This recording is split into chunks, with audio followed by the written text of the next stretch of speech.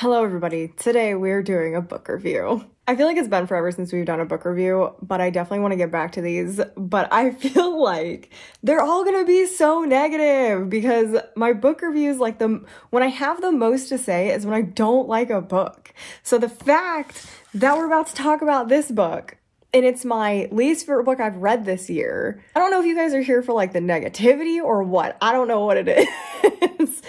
But we're going to try and start positive. We're going to try and start positive. And we're going to just talk about a little bit what this book is about. We're going to talk about things I liked about it, things I didn't like about it, and then we're going to go into those spoilers, okay? This may be a long one. You may be in for a ride for this one. So this is I Have Some Questions for You by Rebecca Makkai. I feel like it's actually important to understand who this author is due to the nature of the topics in this book. So she is a white female author who was nominated for a Pulitzer Prize for a previous novel. So there's definitely a subset group of people who love Pulitzer nominated writers. It's a very specific, I feel like, type of writing sometimes. And that is not me apparently. It is not me.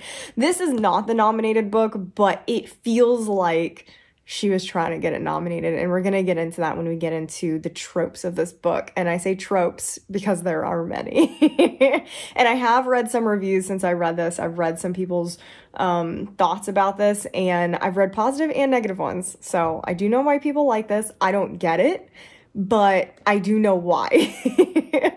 So starting off, this book really, I don't know if I should talk about what this book was supposed to be about or what it is about. I guess we'll talk about what is on the dust jacket first. So this is supposed to be following our main character, Bodhi, who just got a job back at the boarding school that she went to in high school. And I think now she's like in her 30s or early 40s. And there was a terrible murder of her roommate. They were not friends. They talk about how it seems like they're supposed to be friends, but they're not friends. Her roommate. And the only black man who worked at the school was who was convicted. And there's lots of circumstantial evidence, etc. Bodhi, our main character, is a podcaster, and she comes back to teach this like little tiny semester, less than a semester, it's like a half a semester course of podcasting to a little group of people. And one of the girls in the class wants to do a podcast based on the Talia murders. So we're basically following Bodhi uncovering strange details about this murder, how it may not be what it actually seems like, and was this man convicted because it was just the easiest thing for the school and the police department to do at the time. So it seems like a really interesting book that is going to be following a supposedly wrongly convicted man, and you're going to find out like who did it, is he actually wrongly convicted, did he do it, etc. So what this book is really about. Let's talk about what this book is really about. This book is by an author who really wanted to show to the world that they knew everything, literally everything. So we don't just, the murder really takes a backseat. That's what ends up happening in this book. The murder it turns out to not even be remotely important. What this book is really about is Bodhi. This book is about Bodhi, and she is insufferable. But it is about Bodhi and her dealing with Talia's death. Even though her and Talia aren't really that close, she makes it about herself. And then you have the drama with her ex-husband going on. Her and her ex-husband are co-parenting, which is great, but they also have kind of a strange relationship. And he all of a sudden gets a notification that this woman that he slept with 30 years ago has decided to do an art installation about him, accusing him of sexual assault. So she's dealing with the ramifications of that because it's affecting her work now, because she's a very in the spotlight podcaster and she's getting calls to talk about what her husband did. So it's about cancel culture, but it's also about the Me Too movement. It's about like what's happening with that and the grayness of certain cases. So I did find that interesting, but I feel like it wasn't executed well because it shoved everything else aside. And we are talking about the murder case, but how the murder case is talked about, it's like murder case for this beginning, and then nothing in the middle, and then murder case at the end. Like that's literally how it seems like this book is written. About the 400 pages in the middle of the book are specifically about her dealing with her other relationship that's going on, Me Too, cancel culture, and friendships, I guess. It was very strange. Like, it went off on tangents. So my rating for this book, I feel like, comes as no surprise. It was a 1 star. It was a 1 star. Worst book I've read so far this year. I feel like I wasted my time. I wanted to DNF this far into the book, and I just, for some reason, I pushed through it, and it was a huge mistake. A huge mistake to push through this book. It was so underdeveloped. Okay, we'll get to that in a minute. Let's talk about the things that I liked about it. I do like the surface level stuff that she covered. I thought some of the stuff was out of the box. I thought some of it was a little daring because of cancel culture right now. So she talks about cancel culture in a different way than a lot of books do right now, because a lot of people are afraid to talk about cancel culture just in case they're canceled for even saying cancel culture is dumb, which is kind of what's happening in this book, because it's difficult. It's a very difficult subject to talk about, especially involving the Me Too movement. So I thought it was a very edgy kind of take on it, because it's definitely, her husband talks about how, yeah, he was a shitty boyfriend to this woman, but he told her up front, I'm not in it for a relationship, I just want to hook up.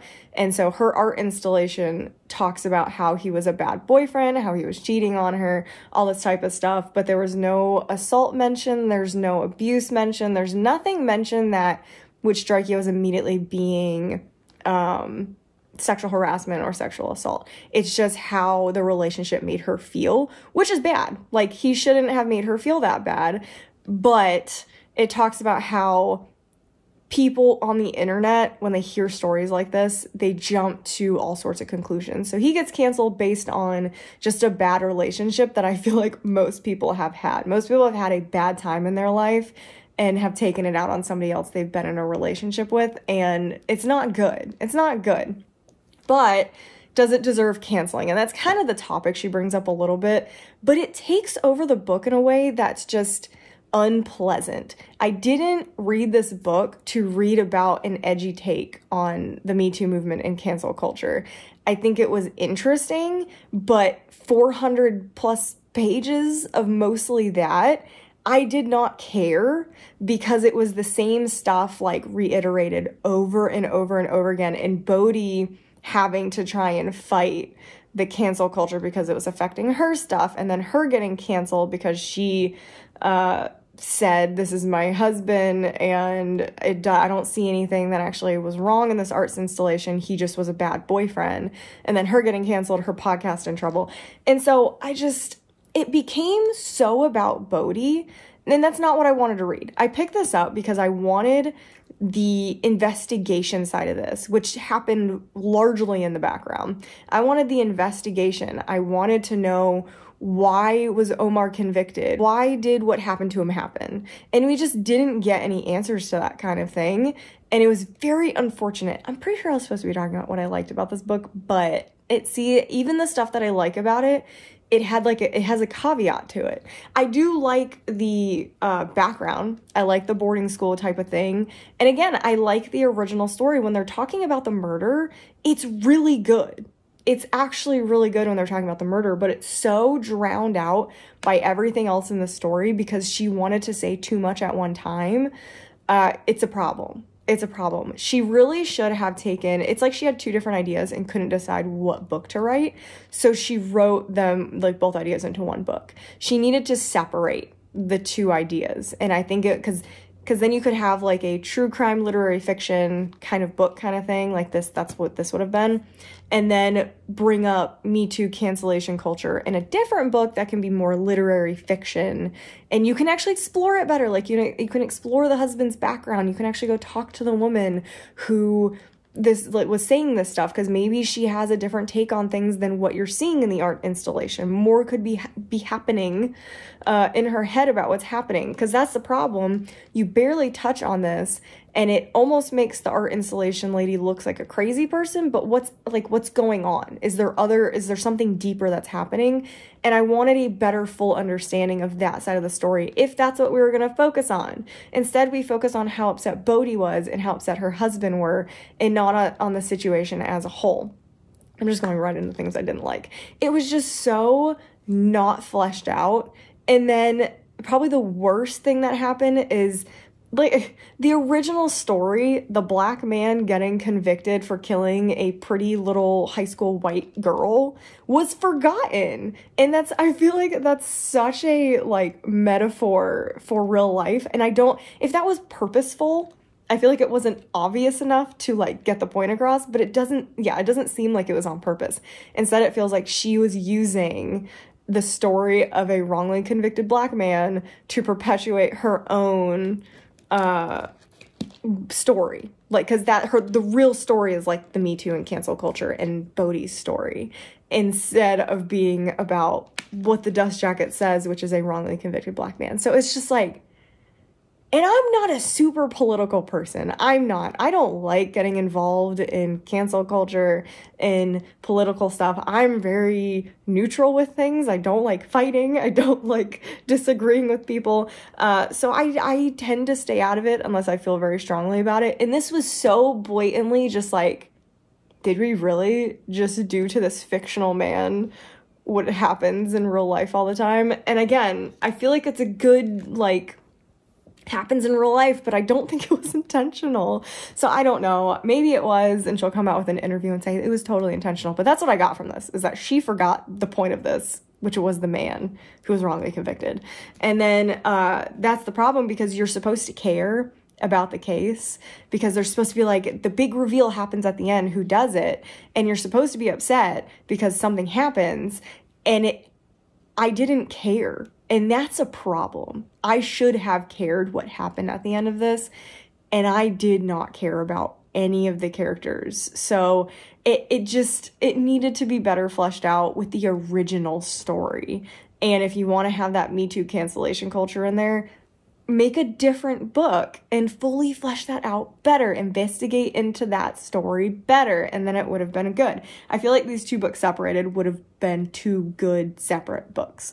So that's kind of my biggest issue with this. Instead, it was just a conglomeration of feeling like you were being lectured about a bunch of different topics, social topics, all at once. Because there was also, like, fat shaming thrown in there, talking about how bad that is, bullying, the gray area in some relationships because she's dating somebody who has who was separated from his wife but isn't really, so there's that complication, and she also has a good relationship with her ex-husband. So it's just, there's a lot of good social topics in here, but they're all in here. Like, all of them. And that is a problem. You shouldn't be lecturing your reader. You should be taking them through the story so they can understand these social topics. So it was bad. It was bad, and it was so boring how it was written too. So really didn't like that. So let's briefly talk about spoilers, because it's again, I feel like it could have been good, but I didn't care. So we're going to quickly talk about what happened at the end. That's really all I'm going to talk about. There's no other spoilers in this other than who actually killed the girl. And that's it. So we're going to quickly talk about spoilers. So at the very end of the book, you start going through the actual forensics. You actually start, like, seeing stuff, the really interesting things, and you find out that, yeah, the boyfriend actually did it, which was so, like, duh. Like, my husband guessed that, basically, before he even knew what the book was about. He was like, it's going to be the boyfriend. And I was like, no, it's not. And then I read it, and it's the boyfriend. I feel like it's actually a really good ending because it's so obvious that the boyfriend did it. It's so obvious that the boyfriend did it. But I feel like that's real life. Like, the police obviously could have arrested the boyfriend, but the boyfriend's from a rich family, and instead they picked the easy out, the poor black man who works for the school, that the school was like, just get rid of him. Just get rid of him. And so I feel like that's a really good end, but I didn't care. I didn't care because none of the rest of the book talked about it. And then it's even worse because I think what happens at the very end, I started checking out towards the end. They're in, like, the court case and stuff, and they're trying to get an appeal, and I'm pretty sure the appeal gets denied. And it's like, that's supposed to be an emotional gut punch. The fact that they have all this evidence, they know who did it, they know, but because of our justice system, the appeal was denied just because they hate overturning convictions. The proof of overturning convictions is on the plaintiff. So if they can't get enough information or new DNA, new etc., then a judge will never overturn it. And even if they do, in this case, they did have enough, the judge just still didn't want to do it. And that's the problem with the justice system. Like, they need to realize when they've made a mistake. Like, if you've made a mistake, you've made a mistake. Own up to it. It's okay. Like, it'll be fine. It's better that we improve the justice system and make sure everyone gets their due diligence in court. And obviously this guy did not. And obviously he should have won his appeal and he didn't. And I should have really like just felt something. I should have been really upset that he lost the appeal. And I was upset, but at the same time I was like, I just don't care at this point. And I feel like that's such a disservice to the character in this book that you couldn't give him the time of day to really flesh his character out, so that when you get to that last point, the real life just smack in the face. I should have cried. I should have cried when this man was denied his appeal, and I didn't care. And that is why this book gets a 1, because this author makes me angry that she just left this character out in the world to suffer without the reader caring about them. I know it's such a weird way to talk about it, but that's what it felt like. I felt like this is a forgotten character that you needed to care about. And you didn't, because she cared about everything else more. So that's why this book gets a 1. Hated this book. I'm really sorry if you liked it. I know a lot of people like it. I have noticed that the longer it's been out, the lower the Goodreads views are going. So that's interesting. The positive reviews that I've seen about this are people really like the court case, and so they really liked the beginning and walking through it in the podcast section of it, and then they liked the ending. Like, yeah, but what about the middle? Like, can you like a book and not like 350 pages of it? Like, can you? Like, do you actually like the book? Or do you just like sections of it? Yeah. So that's kind of like my question. Like, can you? I don't know. I guess I did basically for Daisy Jones and the Six. I only liked the ending, but then it made me like the rest of it. So maybe that's what's happening. They didn't like the middle section, but because they liked the sandwich, the outside of the sandwich, they liked the inside. So I don't know. But anyway, that's my book review for I Have Some Questions for You. Again, I'm sorry that my coming back into book reviews ends with it being just such a negative review, but I really wanted to talk about this book because there's a lot to talk about. Anyway, that's all I got for you guys. Make sure you subscribe. Make sure you comment down below. I really want to know what you guys think about this one, what you thought about the social issues, if you thought they were fleshed out enough, what you kind of wanted to see instead, maybe, what you wanted the book to focus on if you read this. If you liked it, I would love to hear why you liked it, because I'm very, very curious about that. If you didn't like it, let me know why you didn't like it. Same reasons as me, or were there other reasons? Because there's probably a lot more reasons than what I talked about. And yeah, make sure you like the video, and that's it. So I will see you guys in the next one.